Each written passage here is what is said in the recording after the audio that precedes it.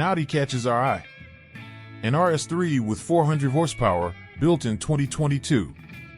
Only 6,500 kilometers from a first owner, practically new. Comparable models can cost up to 70,000 euros. This is available for 58,500 euros, apparently a bargain. We pretend to be interested and contacted the provider. Who is this seller? We make an appointment and set off for Belgium. For our own safety, a private investigator accompanies us. After all, we don't know who we will meet. The meeting point in Namur online. It is in an industrial area near the highway.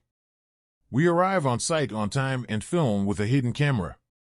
No trace of the seller or the Audi. We wait 15 minutes, then a text message arrives, changes of location, explains Garrett, are typical for fraudulent transactions. The buyer is spied on by the perpetrators.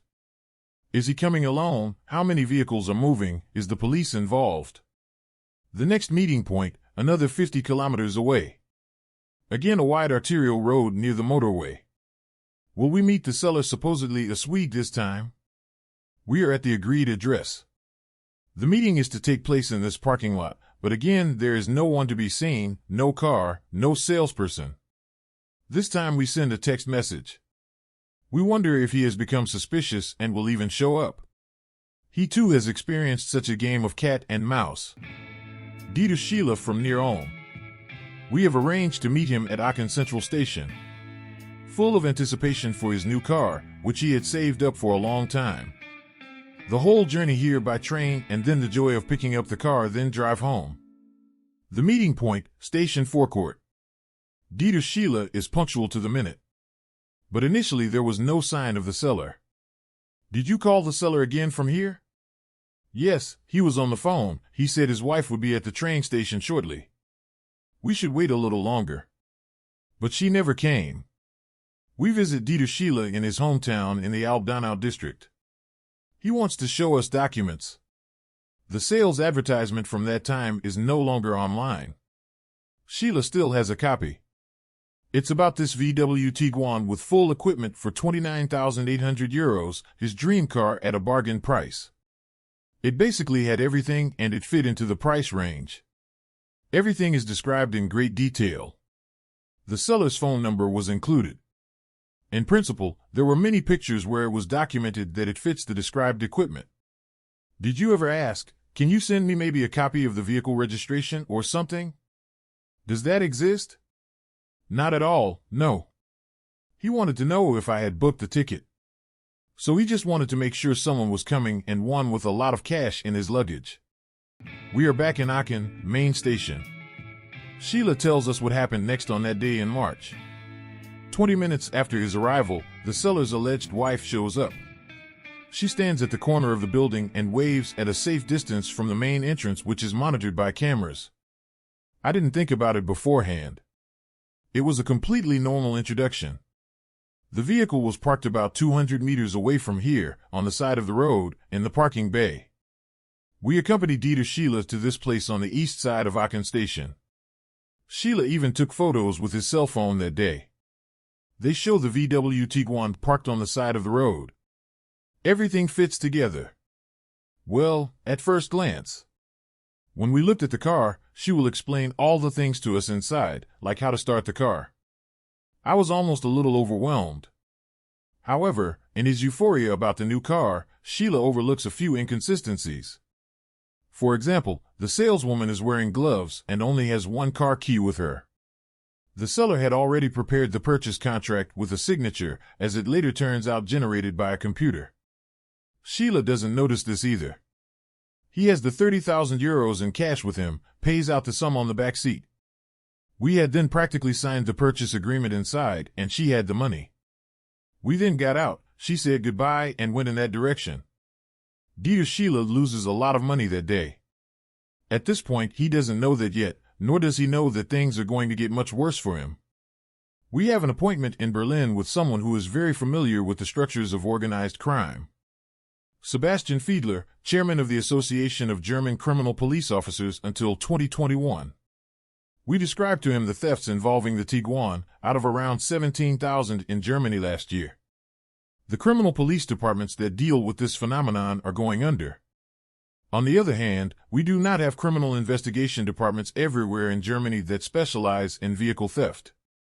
We have relatively few specialized departments. Try looking for police stations all over Germany that only deal with motor vehicles. There are countless reasons to do this, because there are certain groups of perpetrators and you need to have special knowledge. You will find very few departments that are so specialized. We must create police structures where there are a sufficient number of such specialized departments in each federal state. What's the deal with the Audi and its alleged Swedish owner? What kind of business is it? We are back in Belgium. We stand at the new meeting point for about 10 minutes when 3 people show up. All in their mid-20s and more of a Southern European type. They not only have the Audi with them, but also a Bentley sports car with a Luxembourg license plate. Is this your car here too? Yes, the Bentley is mine too, you can buy it. New it costs 350,000, I paid 190,000. Then we turn to the Audi. According to the advertisement, it will cost 58,800 euros. Who's the owner here now?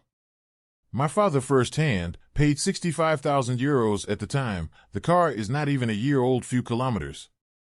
For the seller, the asking price cannot actually be a good deal. In the car, we look at documents.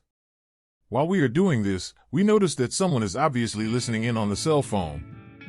The documents show that the vehicle is registered in a Swedish name with an address from Lund in southern Sweden. There is also the original purchase contract from Audi in Stockholm. There is a different name listed as the buyer. The vehicle is apparently not from the first owner after all. But your father is not listed here as a buyer? No, that's all correct. My father bought the car new with 800 kilometers. Completely new, bought in Sweden. We are offered a test drive. On the way, we want to know whether the seller is actually making a profit with the low price.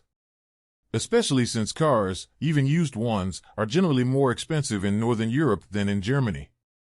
In the parking lot, we check whether the vehicle identification number matches the information in the Swedish documents. At first glance, everything appears correct. Then we let people know that we will be in touch again. On the way back, a text message arrives. Apparently from the alleged owner from Lund in Sweden. Who are these people? Who is behind it? Was the Audi stolen and given a new identity? Possibly in the Baltic states, one of the main transit points for stolen vehicles? At first we don't get anywhere, but we do make an exciting contact. We are in Kaunas, Lithuania, known as the hub of the car mafia. International investigators rarely succeed in arresting key figures. Usually only those who steal cars go online. We can talk to 2 of them in Lithuanian prisons. This man was active in Germany for many years. A paradise for car thieves, he says. Germany is attractive to thieves because it is very easy to steal cars there. There is little supervision, so it is worth working there. In France, the situation was very similar. However, France has reacted and installed state-of-the-art security systems. For whatever reason, no effort has been made in Germany. Often there was no need to steal cars from the street or from driveways. We immediately got the brand new ones from the car dealership because that is often much easier. As a thief, you are always under someone's control. But you usually don't find out who the actual clients are. A lucrative business, tells us another prisoner. He was sentenced to 17 years for countless car thefts, but also serving time here for aggravated robbery with use of firearms and grievous bodily harm. The clients who organize the whole deal earn the most. The courier who brings vehicles across borders receives around 600 euros. Whoever steals the car and gets it running will receive up to 1,000 euros depending on the model and brand. A stolen BMW X5 with full equipment, good engine, M version, with transport to Latvia, for example, can bring in up to 6,000 to 7,000 euros. You can make a lot of money with stolen used cars. And the story of the Swedish Audi owner still haunts us. Is our Audi also a stolen vehicle? Why is the car offered at such a low price? What do these people in Belgium have to do with the vehicle? Gerrit Waldmoet was able to find out that neither the Audi nor the Bentley are wanted. This means that they have not been reported as stolen. Nevertheless, he thinks there is something fishy going on here. Right next to the highway, they have several escape routes they can go in all directions. If you want to sell the vehicle, nobody will stop you. Nobody stops them and says, wait a minute, the vehicle needs to be inspected first. Nope. We traveled to Sweden to find out more about the owner of the Audi. We took photos of the vehicle documents. The owner is allegedly a Swede living in Lund near Malmö. We drive there with an interpreter and end up in a housing development on the outskirts of the city. We come unannounced. The apartment is supposed to be in one of these blocks' first floor. The apartment is empty and looks as if it had suddenly been abandoned. Unopened mail from debt collection companies on the windowsill, actually addressed to the person we know from the vehicle documents. But he doesn't seem to live here anymore. Then we meet someone from the neighborhood who can tell us something. Hello? The man is visibly unwell. Hey. Good afternoon. The person who lived here, when did he move out? The last time I saw him, he was going on vacation. When was that approximately? A month or 2 months ago. A lot of people came and went here. Did they live here? Or were they only here from time to time? I know that the main tenant here had a ton of cars. Mercedes, silver black, most with Norwegian license plates. Have you ever wondered where cars come from? No, I didn't want to have any contact with them. German luxury cars, debt collection letters, were luxury cars traded here on a large scale, and what exactly is behind it? Where have those people who lived here gone now? At the Swedish Tax and Registration Office, we learned that the owner was never registered in Lund. Strange, especially since he received mail there. In fact, a registered address exists. They are given to us. 400 kilometers to the northeast. We're going there. A property on the northern edge of a small community. The owner is said to live on the property in this house. There's a light on downstairs, but no one seems to be there. We look around, then a woman appears. Her name is Linda. She tells us that she lives here with her husband. She had never heard of the Swede with the cars, but mysterious mail items keep arriving. Since we moved here, we've been receiving letters addressed to at least 5 people who have never lived here. The shipments are debt collection letters and unpaid tax debts. Today we got 2 more. I threw them in the trash. It looks as if people are abusing your address. Oh yes. I guess they don't want to be found. Why this address fraud? Who are the creditors? Shouldn't the police investigate? We go to the Swedish police and describe our observations and our suspicions, but nobody wants to talk to us. For us, the case is not yet closed. There's a new lead. It will take us to Oslo, back to Dieter Sheila, the cheated buyer of the VW Tiguan in Aachen. We meet him at the police station in Lechingen, a few kilometers from where he lives. The vehicle has only been here for a few days, although it was confiscated months ago. When Sheila wanted to re-register the vehicle, the fraud was discovered. The registration office in Ulm informed the local police. This time they reacted quickly. We then went to the back first, basically into the boss's office. We then discussed it with each other, came with the papers in our hands, and checked whether I was Mr. Sheila and I should come to the station. It turned out that the vehicle's license plate did not match the chassis number. They were duplicates. They were practically copied from another vehicle, so they have an identical vehicle, probably in the same color. Took a photo of the license plate and then copied, faked, and attached to the car. The vehicle documents were also fake. Blank documents from a registration office in Duisburg. Months pass before the car is confiscated. During this time, the car was in his garage. Sheila says he has the impression that investigations into his case have been delayed, that no evidence was ever found on the car. This was in my garage, no real evidence was secured, and what about the vehicle documents? Were they touched with tweezers? At the district office, all the police officers looked at them, and one of them said, "Yes, we can't see any evidence that they are fake." Then it went to the police station. The investigators had the whole thing in their hands. Then at some point in the afternoon, around 3, the policeman took the thing and put it in the bag with tweezers. After that went through all hands, half the police headquarters unprotected. The money is gone, that much is clear, but it gets worse. Sheila may have to answer to the court as an injured party because he had tried to register a stolen vehicle. This constitutes the criminal offense of receiving stolen goods. He has difficulty proving that the money was paid out. Perpetrators do not issue receipts. A corresponding investigation is pending at the Aachen Public Prosecutor's office. No one comes and says, "You are really the victim, but I am still the perpetrator on paper." How should things proceed now, from your point of view? Good question. Someone comes forward and says, "I'll take care of this matter. I'll look after it. It will turn out somehow, good or bad, but we'll take care of it, okay?" The last leg of our journey in Scandinavia. Who is the owner of the Audi that was supposed to be sold to us in Belgium? We have an appointment with Finn Abrahamsen in Oslo. The former head of the Violent Crimes Department at the Oslo Police now works as a private detective and knows the alleged Swedish father of our Audi salesman. His name is known to the police authorities. Oslo is home to clan families that have international branches and are associated with organized crime. This has been going on for years. They move back and forth between Sweden and Norway, living for a while in Malmö, Gothenburg, or Stockholm, which are the places where they usually settle because they have families there. And then they go in Norway again for a while. Abrahamsen says that the clan has repeatedly attracted attention through money laundering and credit fraud. For example, in the procurement and trading of luxury cars.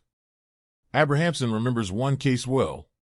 A few years ago, a Danish car dealer in Copenhagen was deceived when he sold them few Mercedeses worth millions. The car dealer's requirement was that the buyers had to be resident in Denmark. This spread like wildfire through the families.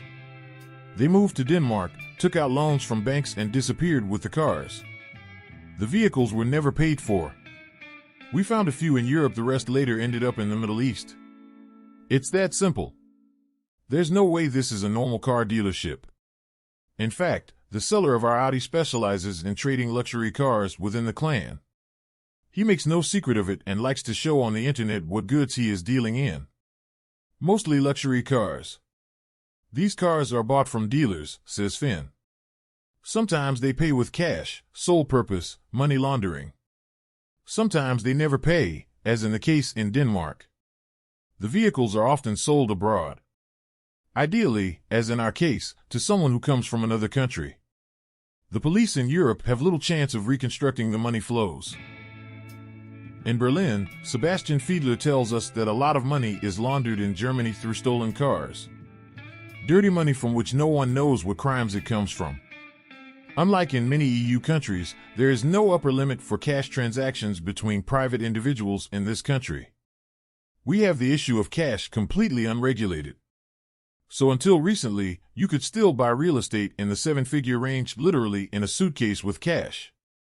That is no longer possible, but it is still possible in countless other economic sectors. Cash, an important point. The supervision, the anti-money laundering supervision of all actors outside the financial industry is terribly poorly organized.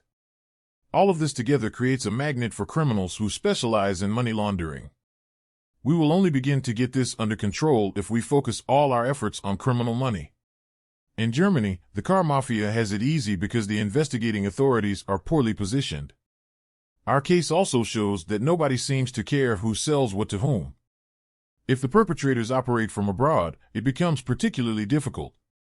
Here, in this Oslo district, the seller of our Audi owns an apartment. We know where, but we don't want to get much closer to these people. Ultimately, it is up to the police to start investigations here. And what about the Audi? It's no longer online on the sales portal. It was probably sold and the ad was deleted, but there is another advertisement. This Mercedes, Type AMG. Current asking price, €149,500. We have been watching the ad for some time. 3 months ago, the vehicle was supposed to cost €171,000. The same seller, place of sale Aachen again.